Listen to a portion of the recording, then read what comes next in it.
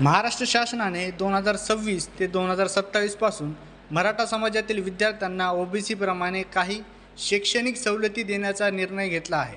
यात प्रामुख्याने पुढील काही लाभांचा समावेश आहे।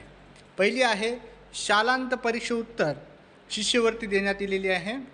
माध्यमिक व उच्च माध्यमिक शिक्षणासाठी शिष्यवृत्ती जाहीर करण्यात आलेली आहे।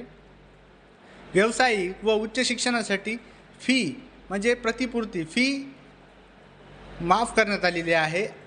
ITI व कौशल्य विकास प्रशिक्षणातील सवलती देण्यात आलेल्या आहेत। वाहन चालक व वाहक प्रशिक्षण योजना परराज्यात शिक्षण घेणाऱ्या विद्यार्थ्यांनाही लाभ होणार आहे। व्यावसायिक अभ्यासक्रमासाठी आर्थिक सहाय्य देण्यात आलेलं आहे। भविष्यात ओबीसी विद्यार्थ्यांसाठी लागू होणाऱ्या नवीन शैक्षणिक योजनाही यांचाही लाभ आता मराठा समाजाला होणार आहे।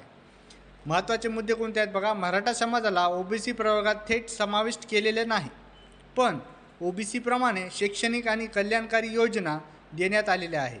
ओबीसी समाजाला विद्यमान आरक्षण कायम राहील असे राज्य सरकारने स्पष्ट केलेले आहे।